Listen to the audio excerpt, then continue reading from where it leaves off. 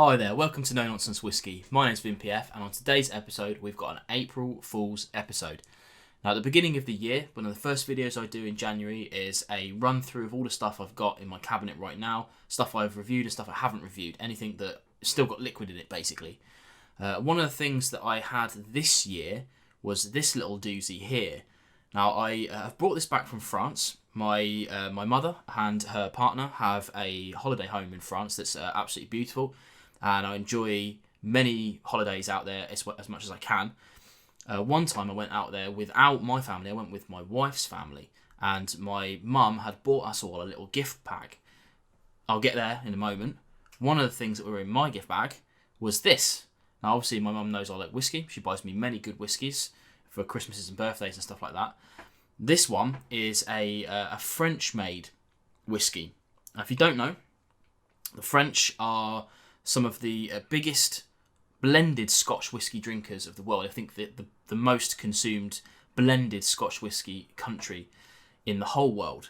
That's a very specific genre, I know, but it's not quite for the single malts or whatever. Not the biggest whiskey drinking one in the world, but I think that's probably India, I'm going to say. But for blended Scotch whisky specifically, France is your main place.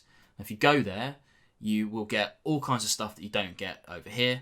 I'm not sure why, maybe because we're not huge blended Scotch drinkers over here. I think we tend to lean a little bit more onto the single malt side. But you also get a load of weird stuff like this.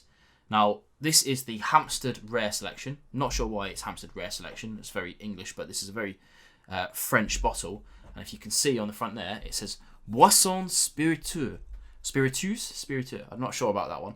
Sorry if anyone French is watching my massacring your language. I am much better at reading French than I am at speaking it. Luckily, there's some English on the back here, but essentially, I'm not sure if you can read that. I'll hold that there for a second. But essentially, what that's saying is this is a mixture of 94% distillation of agricultural origin mixed with 6% of imported blended malt whiskey. So in terms of actual whiskiness in this, we've got 6% blended malt whiskey imported. I guess it would say Scotch, but they're not allowed to say Scotch because it's been bottled in France. And the rest of it, 94%, is just some agricultural spirit, which I'm going to guess is probably neutral grain spirit, which essentially is like vodka or gin before it's been steeped or whatever they do to gin. And that's exactly what it says in the back here. GB, mixed spirit drink made with a blend of distillates of agricultural origin, 94%, and blended malt whiskey, 6%. Colour, plain caramel, E150A, thank you. Enjoy the fine, subtle taste of this Hampstead blend neat or on the rocks. Well, I shall try it neat, sir.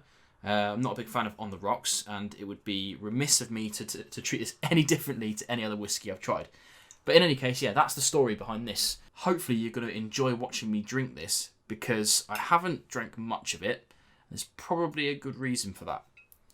Let's get into the bottle and see what we've got, shall we? It's a 40%er. I'm not sure about the price. I'm going to go out on a limb and say quite cheap. I'm going to have a guess at about sort of 10-15 euros. Anyway, on the nose then. Now, I have had this sat out on the side for a while because when you pour this from the glass, this is not a whiskey that's designed for nosing or tasting. This is designed to get it down your neck and make you feel fuzzy. So I'm getting some acetone, which is not necessarily a bad smell. I work with a lot of these chemicals, so sure, bring me the acetone. Also some like kind of rubbing alcohols, that sort of thing. There's a very distinctive alcohol we use at work called IPA. But I don't expect many of you to know that. If you know what that is, then give us a thumbs up, because you work in the same sort of industries as me. Yeah, it's very chemical-led nose, that's for sure. Let's get onto the palate.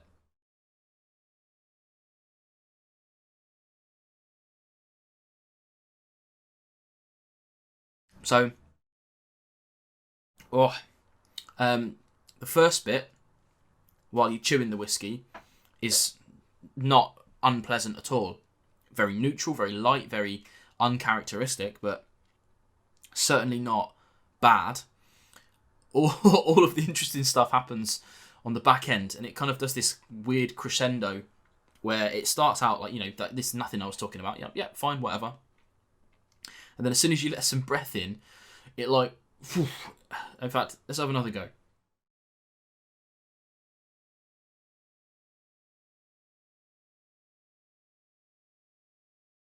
Wait for it.